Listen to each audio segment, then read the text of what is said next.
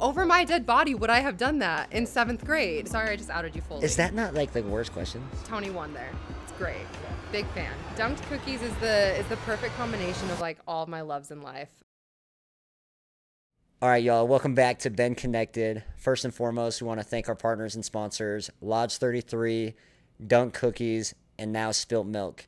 All three great companies. Can't wait for you guys to try them. Guys, I'm super excited to introduce our guest today on the show. Absolute legend. She also is very well known at the BYU basketball and football games. She is the in-arena host and BYU broadcaster. And on top of that, she runs Tony Finau and Kyle Van Noys Foundation. Today, welcome Chelsea Fairborn. Thank you. I'm like, do I need to do my own little clap track? Yes. Feels weird to hype myself up like that, but I'll do it. Well, Chelsea, we're super excited to have you on the show today.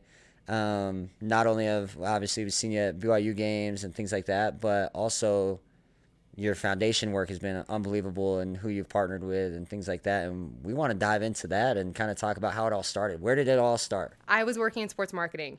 Okay. And while I was working there, that was my student job. I worked in the athletic department doing sports marketing, and then I was a broadcasting student as well. So kind of two things in tandem. Kind of doing all of it. All sports, okay. Yes. A jack of all trades and wildly indecisive. So you get what you get. So my senior year, I'm getting ready to graduate and didn't really know what I wanted to do, and that coincided with the end of Tony's rookie season.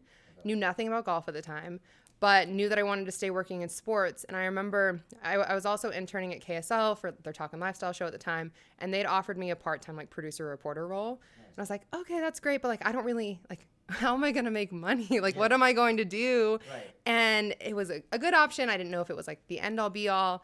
And then my boss at BYU called me the same day that I got that offer and was like, hey, I don't know if you've heard of this guy named Tony Finau. He's a golfer on the PGA Tour. He's local. He's looking for someone to help with his foundation and do some marketing. Are you interested in that at all? And I was like, maybe, sure. He's like, great. Like, his people want to meet with you tomorrow. I told them you're available at 2. I was like, okay, perfect. I mean, you go from like, hey, I don't even know who Tony Finau is. Googling. To like, hey, like, he's on the PGA. Also, he's going to meet you tomorrow at 2. Yes. Well, exactly. Like, that's crazy. Luckily, it was just his dad and his uncle that I met the next day. Cool. So met them, talked for like an hour or two about all things sports and a little bit about what they wanted to do with Tony's foundation. And then I didn't hear anything for like a week. And his dad randomly calls me. He's like, hey, Tony's in town at Thanksgiving Point and he wants to meet you. Can you like come meet him? And I was like, yeah, when? And he's like right now. And I remember I was sick, just popping Dayquil, like trying to function. And then I'm like, I'm supposed to go meet Tony right now for the first time. And so then I went and met Tony and his management team and had some good conversations. And he's like, okay, welcome to the team. So I was like, crazy. Okay. Isn't that like crazy? That's kind of how they roll though. Like now that I've like been in the realm as far as like kind of having friends at that level of pro sports and things like that, it's like they kind of don't like. Sometimes I have to remind them like I'm not them, and I'm like, bro, like I can't just like hop on a plane and be in California tomorrow. Like I work, I do other things, and it's like they're like, yeah, we're meeting today. Like Tony's family's like, yep, we're meeting today at the golf course right now. Let's go. You jump immediately, and so much of that, right? And so much of that now, like 8 years down the road, is just because there's so many different factors and things pulling them that when they're available, it's like, okay, you jump in and like you lean in. And then there's so much flexibility, like in my world, outside of that, because Tony's golfing and Kyle's playing football. Like there's so many different things that it doesn't really impact me that much. But when they are available and are in town, it's kind of everybody leans in and it's great and you rally around it. But that was a little shocking at first. And I was like, okay, like, am I going to get paid?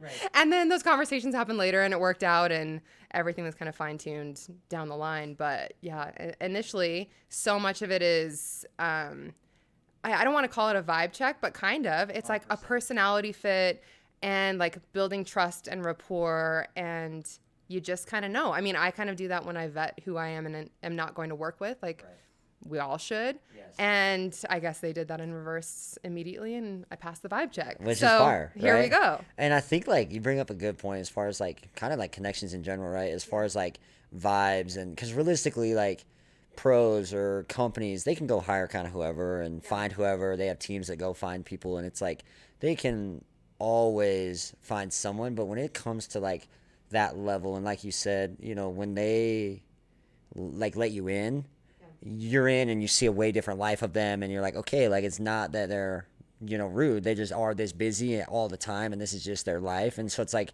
when you're vibing with them, it just didn't see the realness of your relationship with them. It makes it so much easier to do stuff for them and vice versa. And so like, I think connections are everything, and it leads you to those opportunities. But then on top of the connection, it's the real deep connection of, hey, I actually can do this for you, and we vibe, we work together, I represent you, you represent me, because just as much as you're representing them, to some degree, now you're attached to their name. Yeah. Which is a blessing and a curse sometimes, right? Well, I mean, you summed it up perfectly, that especially when you're representing someone that's a public figure, like that's something that I take very seriously. Or if I'm representing a brand, so BYU, I'm entrusted with a microphone in front of 60,000 people on game day. Like I can't mess up. I can't butcher it. There's corporate partnerships that are attached to the things that I'm saying. And if I indirectly offend someone, or like there's so many ways that I could mess up. And if I think about it, I would cry a little bit. Yeah.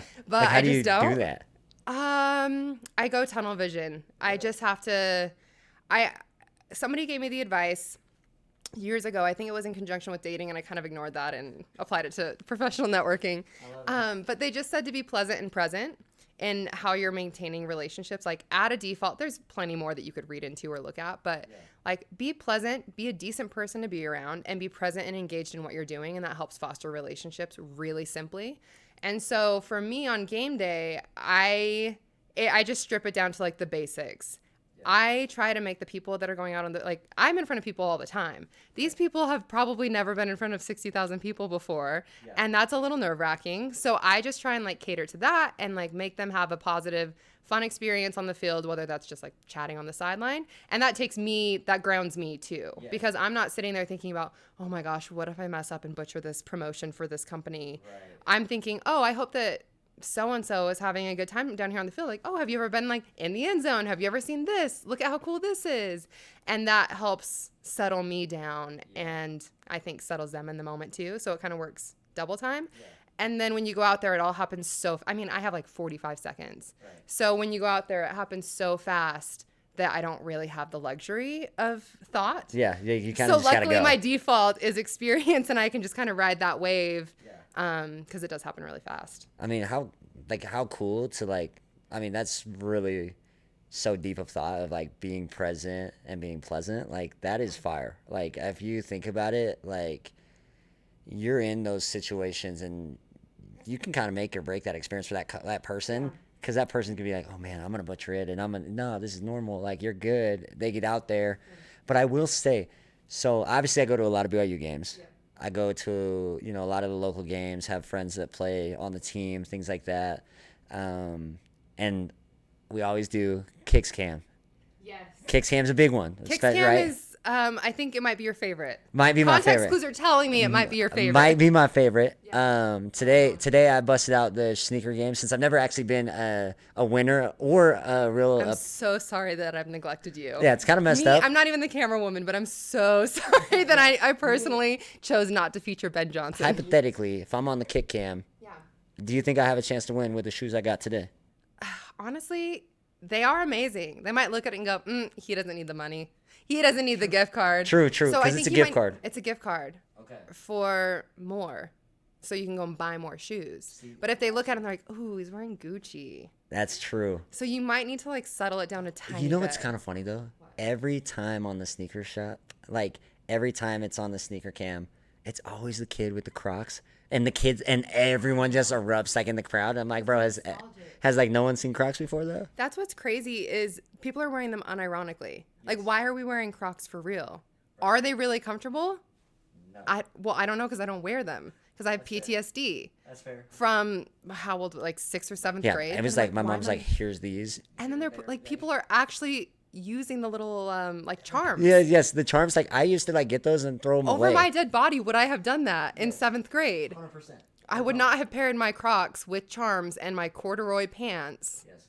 No. Okay, so I had to get that out of the way because I just needed to clear that beef. Like as far as like, I needed to be on there. I needed to at least address it, and so that way there's someone dying to be on that. He's acting like I have full power over You everything. do. You're the in-arena host. You run the show. People think that I also call plays, that I know where every bathroom is in the arena, and I do know where a lot of them are. Do you get a lot of questions like that, like as far as like, because I feel like low-key, like you're relatively, like, maybe I'm out of pocket for saying this, but like relatively, like I feel like you're kind of the face of BYU sports to some degree. Like, I'm not kidding. Like, I mean, hypothetically, like, if you hear people talk, like, everyone knows who you are. Like, and I don't think maybe you don't know that, but, like, I feel like a lot of people know who you are. They're like, oh, yeah, she's a broadcaster. I know that people know me at the Parade of Homes, so that's my target demographic. They love watching lifestyle TV, and they love going to BYU games, so that's fun. I run into a lot of people there. The aisles of Target, when I go to Target, major slay. Okay, you like your Target. Target's another one that came back.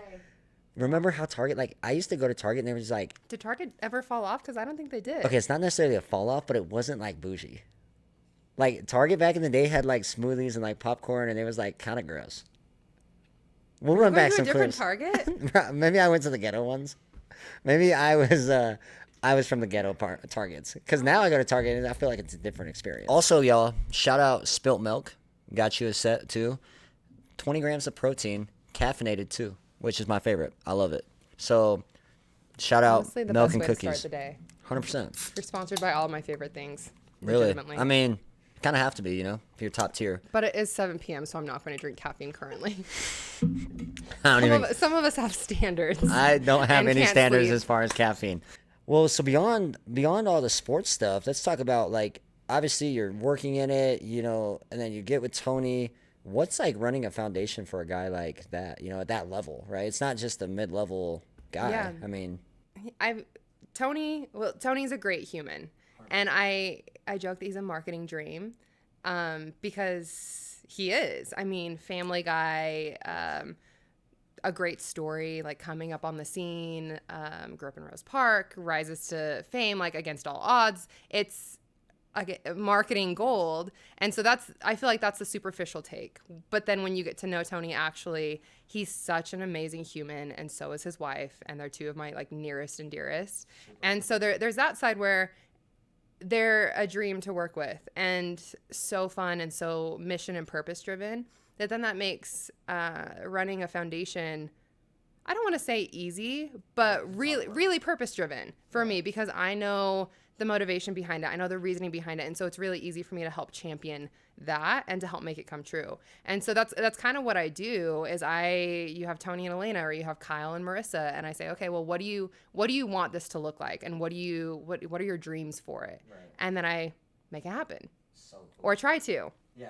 And sometimes it's fast. Sometimes it's a much longer process. Like with Tony, he's always wanted a learning center of some kind to help those or kids that grew up in a similar situation to him. And so there's been so many iterations of what that could look like and what's like financially and fiscally responsible and all of that. And finally, we were able to turn into that chapter, and it's a literacy center that's going to exist in West Valley, and it's going to be super specialized and cater to this demographic that's like hugely diverse in West Valley, and hopefully make an impact and move the needle on early education literacy. Yeah. And then we can kind of grow that from there, and maybe it's multiple locations. And I think, so it's so big, but then the day-to-day is really small details that all contribute to that bigger picture. And I mean, I think that's kind of life in general, right? Like you can dream big, you can have all these huge goals and aspirations, but if you don't just strip it down to the basics, it's really overwhelming to consider. And that's kind of how I keep my head above water, is like, just keep swimming. Well, I have a buddy that doesn't know how to swim, and we've literally begged him to like just learn. So like we'll be at like a pool. Wait, how old is he? I won't out him like that. Like that's crazy. But like, what's his at? I can't give too many descriptions because people will start guessing who it is. But like, I have a friend that also doesn't know how to swim, and I didn't know that until I tell you about it to a pool party. Or Lake Powell. Not a good spot to not know. Not a good spot. Also though, I wanted to present you a dope hat from my partner Lodge 33. Okay, I'm super so excited to give you this. We want to make it. I see BYU blue. Super cool because we wanted it to aesthetically be good for you. So shout out Lodge 33 for making this. Oh my gosh. Thank you. You're so welcome. I love it. It's going to be fire. I have a big head. It looks That's what good. I'm learning. We're just going to set it there. Looks fire. Kyle Van Noy, also big time, great story as well, you know. Yeah. I mean, he goes to BYU as a big time recruit. I mean, I've had some conversations with him about that and recruiting and things like that. And he was kind of one of the big names for starting out at BYU as far as like kind of making it to the next level and really doing well at BYU and in the NFL, and has had a great career and still playing. So, and especially because timeline wise, he kind of started the linebacker thing. Yes. Like he paved the way, and then like Fred comes in, and you have some of those other really, really great linebackers that come through. And that was, oh gosh, because I met Kyle. Because you met him in school, right? Like in class. Or I like think around we were both school? comms majors, but I was just in the athletic department a ton. So I met him, like I knew Brandon Davies, and Brandon introduced me to Kyle, and then we were just friends. And then I didn't see him for like 9 years. And then he calls me. He's like, hey, so I hear you're doing this stuff for Tony, and we're looking for someone to kind of plug in here. And I was like, okay, sick. But yeah, so Kyle. The connection. And it was so much of a familiarity thing, right? Like he knew who I was, and that took away a huge, because in the industry, a big fear, you don't want to like risk anything. Like any way you can mitigate risk. And also like, you don't want people to like fawn over you, or that people are a normal person. And so I think for a lot of people, that's what I can offer. And in Kyle's situation, like he already knew me, there was already rapport, and then it was just a matching up of skill set that he needed. Yeah. And so there you go. Super cool. I mean, as far as with his foundation, what's kind of his, obviously Tony's is a learning school, like a learning ability place that is really helping a lot of kids. And what's Kyle Van Noys's? So like? Kyle's it benefits kids that have been adopted out of foster care, kids that are in foster care.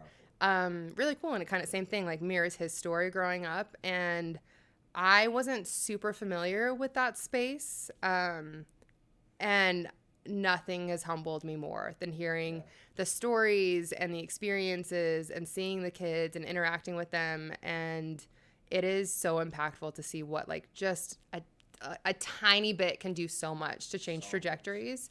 And I think about that a lot. And this has been a conversation that's come up over the years with Chad Lewis. He wrote a book back in the day.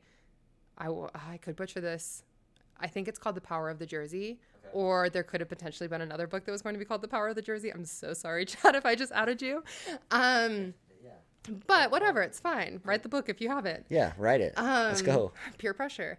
But so much of that book and the idea behind it was the influence and the impact that comes from the Jersey. Yeah. And it can lead to good, it can lead to bad. And the guys that embrace it genuinely and wholeheartedly, there's so much good that can come with it. And so, I mean, Tony's a prime example of that. Kyle's a prime example of it. You don't have to start a foundation. No. You don't have to do anything. Yeah. That's actually way harder. Like, why are you going to add on another responsibility, especially early on? Yeah, especially when you're doing, like, your job. And, like, I think, too, like, a lot of people outside in, like, they don't really see, like, they're like, oh, they're just doing it for face, or they're just doing it for this. Yeah. And it's so frustrating because it's like, so I had the privilege to go down to Vegas for the Walter Payton Man of the Year event down there for Super Bowl, and all those dudes were talking about their foundations and what they did. And I was like, man, like, that's something so powerful to be remembered as, beyond just your events and of what you do on a Sunday or in the PGA. Like, that's cool, and like a lot of people will follow you, but like,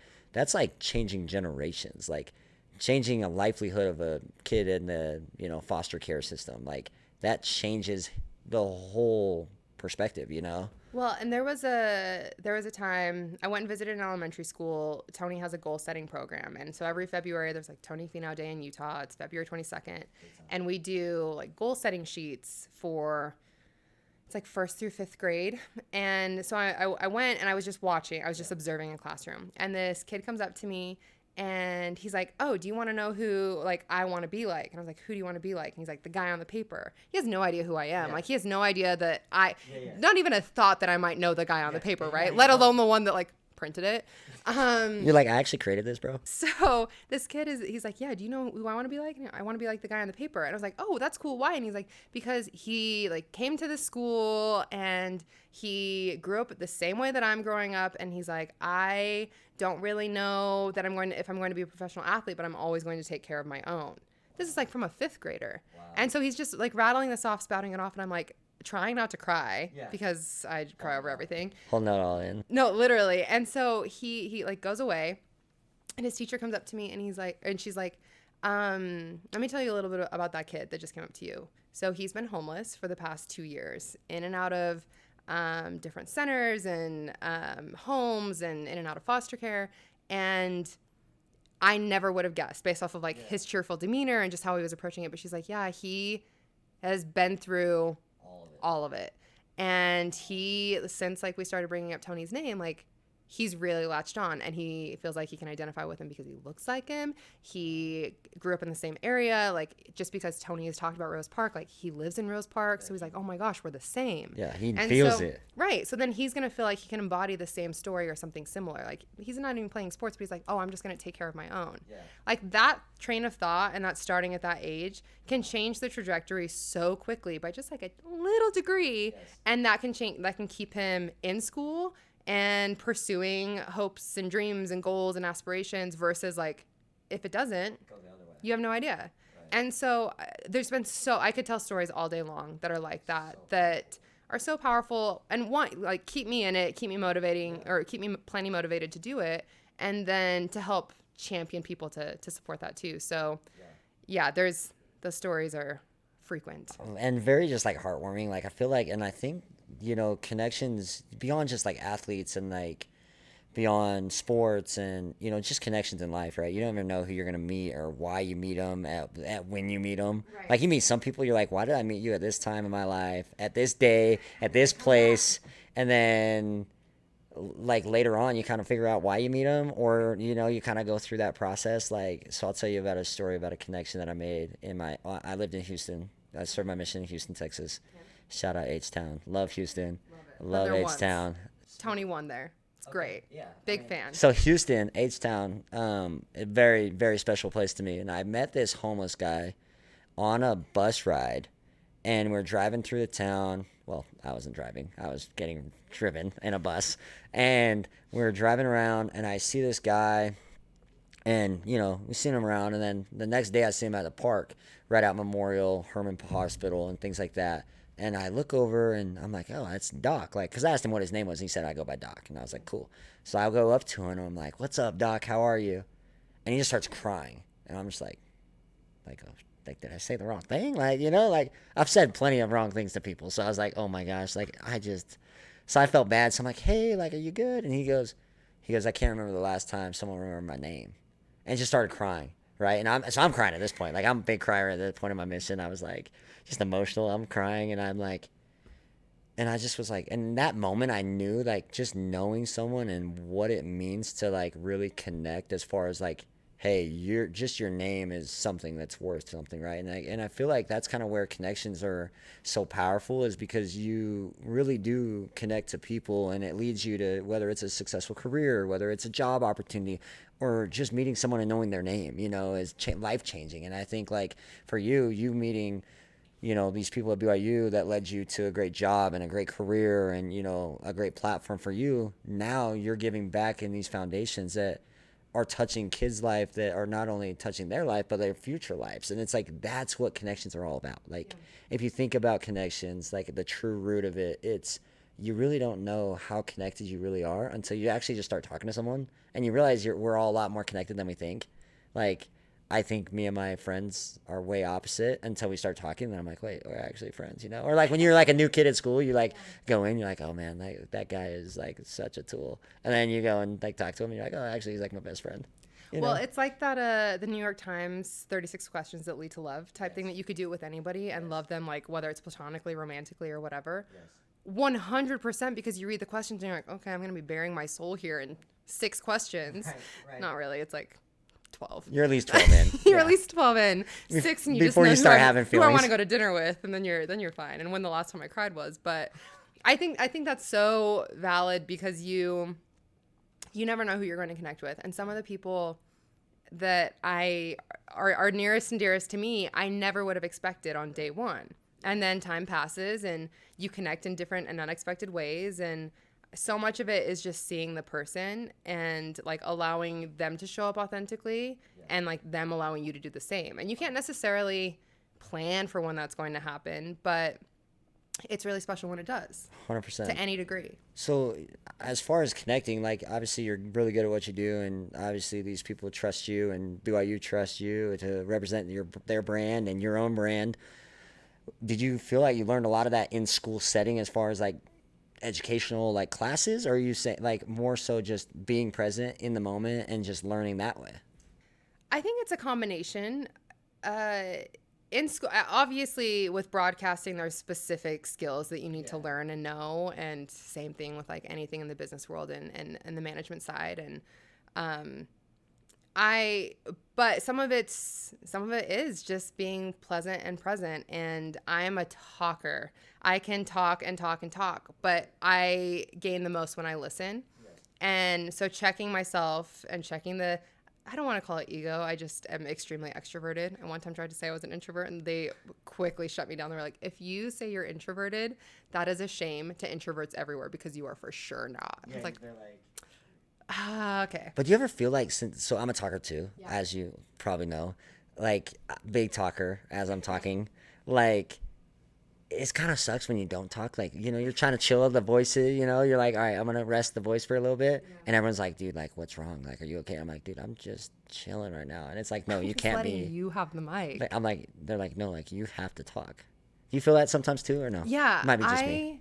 Well, sometimes I feel a little bit like a zoo animal. Like I have to be, depending on the vibe of a group or social setting, social situation, sometimes I have to be like led to be the one. Or maybe I'm just putting myself there. I don't know. But I'm like, if there's an awkward silence to be found, you can count on me to break it. Right. If I need to. I will do whatever to try, and I will fall on the sword. Literally, figuratively. Whatever we need. Yeah. That's a good human to have around you. But then sometimes it's exhausting. Like, I don't recharge being around people. I recharge in social isolation. For about 20 minutes. How do you even recharge, like, doing that? I mean, BYU is a full-time gig, always going, something's going on. Obviously, it's a big-time organization, a big-time school. It does kind of suck the life out of me a little bit, with all the love in my heart. That's how I say it. But game days... Game day's crazy. What's your game day like? So football... I mean, I'm going to out myself for how little prep I actually do. But if it's an 8 p.m. kick, I'm usually to the stadium between like 6 and 7. So really not that far in advance. Oh, p.m. p.m. Oh, okay. Yes, not a.m. So you're not like me, like showing up at like the Cougar Canyon, like walking through, you know, high-fiving all the guys, like. No. Me either. Back in the day when I was a little kid. It's okay. Yeah, it's totally fine. That just makes for a really long day. And what's hard is if there is a place that people are going to recognize me on this planet, it's going to be at a BYU game. Sure. And so the more like I subject myself to the masses, I'm not kidding myself and saying, oh, I'm like the starting quarterback. Like, oh my gosh, I have so much pull. Way bigger than the starting quarterback. But there's, yes, sorry. Shout out Chelsea. Sorry. Way bigger than the quarterback. Put me higher on the depth chart. Yes. Kalani, shout out. No, so I would get sucked into a vortex more there. Sure. And just, even if it's just a small passive conversation, like that's a lot on the way to then being functional to talk in front of 60,000 people. And I don't really get to have like an off day. Right. So if I'm in a crappy mood, I don't get to be in a crappy mood. I gotta turn my frown upside down and I have to march out there. This is so dramatic. I literally just talking to a microphone for 45 seconds. But low key, that 45 seconds though, like, I mean, you know, like there's sometimes you watch a show or like a broadcasting, you're like, man, that person sounds just so miserable, or like it sounds so bad. Where like, so shout out you for never having a bad day, because like any game that I've been to, I've been like, oh, she's just vibing. Well, and you always have fire kicks. Oh my gosh, thanks. No, but there's so much that is on the line that if I have a bad day and that shows up in, like, let's say a corporate partner only gets one activation during the entire football season, one game, and I decide to have an off day that day, just butcher it all. That's not a good time for anybody. And I'm going to have more bad days. So you just kind of have to suck it up. I don't have many bad days, luckily. But when I'm in a mood, that mood has to go away, and I just turn on the smile, and I just have to be it, and that gets way more exhausting if I have to be around more people. I mean, sounds like that's kind of what you've done as far as your career in general, like throughout the whole time. It's just really, I'm pretty of a selfless job, I'd say. Like, I mean, you have to kind of I'm not a martyr, kind of have to put everyone else first, essentially, to some degree. And I mean, there's definitely games that I don't want to remember, and so it's good to have other experiences. My very first BYU football game as a student was BYU Utah 54-10 or 55-10. I can't remember which one. I just know it was bad, and it was in the 50s. Shout out Jaron Hall for breaking the curse. Yes. Shout out Samson Nakula being undefeated in the Holy War. Shout out both teams. I just want a good game this year. Well, it's funny, we had Trey Stewart on previously. And we talked about last year, Kentucky game. Everyone would ask about the season, and they'd be like, "Oh, how do you think the game's going to be versus XYZ?" Yeah. And then they're like, "Yeah, you guys are going to win this." And they're like, "Well, how do you feel about the Kentucky game, though?" Yeah. Like, kind of like, how bad do you think they'll lose by? Yeah. And it's like, it's kind of tough to ask a question like that. It's kind of messed up. It's like, hey, like, okay, so you probably win, Illinois, SUU. Well, because the assumption is you're not good enough, so how bad do you think the bloodbath is going to be? Is that not like the worst question? Oh, I feel like that's a bad question. I could actually give a lengthy TED talk about horrific questions asked, but they're doing it because they want a reaction. Right, reaction. Any reaction is news. Or like something to be put on the Cougar board. It's just, they're wrecked either way because they say something positive and then it's like, oh my gosh, this person's like delusional. Yes. They're like, oh, we're going to be in the game, and it's going to be like, no, you're not. Or, oh, we're going to lose. Oh, wait, you don't believe Debbie Downer, oh my gosh, you can't even like try and pretend to care or that you have a chance. Right. So I hate questions like that because you're backing the athlete into a corner. Brutal questions. But shout out football season coming up. Shout out the Boys of Fall. The Boys of Fall. Love that song, by Kenny the way. Chesney. Super good song. I remember it came out like my freshman year, I think, and my cousin was a senior. We won't say when. We won't date it by any means, like publicly. People can look it up. Yeah. But it was just such a good song, and so anyway, I just think of the Boys of Fall and super excited. My little brother-in-law is going to come play at BYU next year. He's on a mission. What position? Defensive end right now, but obviously anything can happen, anything can change, but he's going to be super cool. Maverick McManus, shout him out. Dope name, so it's kind of cool aesthetically. Low-key, I tried to get him to Utah State just for the Maverick Stadium, and Maverick kind of could have been good. He could have said that it was like his place. Could have been cool, like my house. The brain aligned. BYU's obviously solid. Jay Hill's a dog. So want to go to BYU for the defense culture. So, but I would say connections are everything. And I wanted to bring on today, like we always do, but big snack guy. Like I love goods. I love goodies. So today we got Dunk Cookies. Dunked Cookies is the perfect combination of like all of my loves in life. Super cookies good. And like sneaker aesthetic. Right? Are you kidding? So we got you a box. We want you to pick a cookie today. And we're going to open it up on set. We're going to eat it. Oh, my gosh. So we got this is so good. a ton of different options. Which one have I not tried? Ooh. I like the Gold Digger press. The Gold Digger? The Gold Digger one's kind of crazy. Oh, I haven't had that one. Because it has gold on it. So perfect. Big this is bougie guy. One. Okay, that's going to be the one. It's a good cookie when it's like that, though. How is it? Chef's kiss. Shout out Dunk Cookies. Unbelievable cookie. Well, Chelsea, it has been super fun to dive into kind of the ins and outs of the foundation side of it, as well as the, daily stuff that you're doing at BYU. It sounds like you're doing some incredible things. Sounds like connections has been a very big part of this process for you. I mean, how important are connections to you in your life? They're everything. I mean, personally, professionally, they are the difference makers, right? That what kind of meaning do you have in life if it's not rich with connection? And that's not like clout connection. It's like real authentic connecting with people and building those emotional bonds personally and strengthening those relationships professionally. And connections make life fun. They make it enjoyable. 100%. It's the bread of life. That's so cheesy, but kind of like, I love carbs, so why wouldn't I love a carb connection? 100%. The CC. Love it. CC. Not Corner Canyon. CC. No, carb connection. Even better. What would you say? I mean, you hit a little bit of a point that I love. Like, there's a difference between a clout connection and a real connection. Yeah. Define that. Ooh, define it? Kind of tough. Or explain it. Well, I think Clout, I am really authentic in how I pursue relationships, or try to be. That anytime something starts to feel transactional, that's like a tick for me where I'm like, oh, this probably isn't something that I should pursue, or like maybe I should be wary of the way that somebody's pursuing something with me if it's starting to feel that way. And there's plenty of room, whether like personally or professionally, that you do things for people and their services or trades or whatever. But I think you can, it's like a sixth sense that you can kind of sniff it out, and it goes both ways. And there are plenty of times that I have to check myself and be like, what are my motives here? And then strip it back and be like, okay, be a normal person. and approach it that way. And I think I'm probably sensitive to it because of the industry that I work in and who I work with, that it's, well, yeah, like if you're seeing someone on TV and they're a linebacker for the Ravens and have won 2 Super Bowls, or one of the best golfers in the world over the past 10 years. Like, yeah, those are kind of appealing things. And so I could understand why people want to get closer to them, and that may change how they interact with me. For me personally, that may change why people like interact with me. Like there's layers to it. Kind of use you to hopefully get something from them. A stepping stone. Definitely, I'm sure you get a lot of that.